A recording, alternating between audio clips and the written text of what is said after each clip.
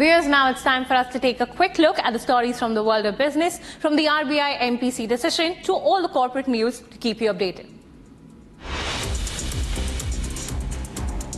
The Monetary Policy Committee meeting held on Friday kept the repo rate unchanged at 6.5%.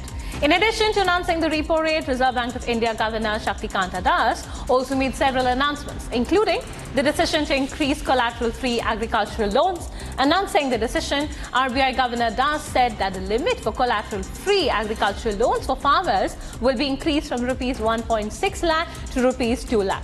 This necessarily means that the farmers will be able to obtain a higher amount of loan without having to pledge collateral.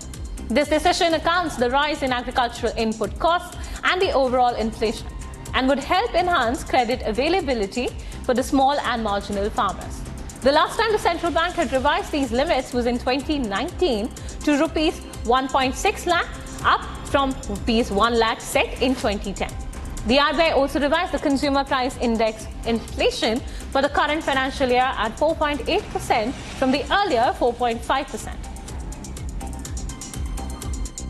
The Monetary Policy Committee decided by a majority of 4:2 to keep the policy repo rate unchanged at 6.5%.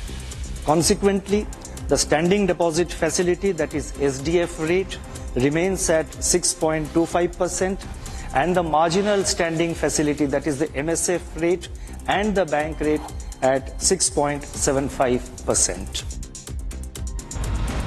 The Union Cabinet, chaired by Prime Minister Narendra Modi, approved the Rithala-Narela-Nathupur corridor of Delhi Metro's Phase 4 project on Friday, enhancing connectivity between Delhi and the neighbouring Haryana. The 26.463-kilometre corridor will be completed in 4 years and is likely to cost Rs 6,230 crore. Indian billionaires saw a remarkable 42.1% rise in wealth, reaching $905.6 billion in 2024, as their numbers grew from 153 to 185, according to a report by UBS. Despite a mixed picture across the Asia-Pacific region, 40 new billionaires emerged in India, driven by rising equity markets and robust economic growth.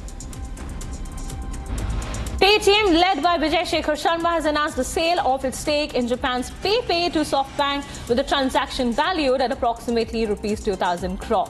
The company's board approved the sale of stock acquisition rights in PayPay, marking a strategic move to divest from non-core assets and focus on its primary business.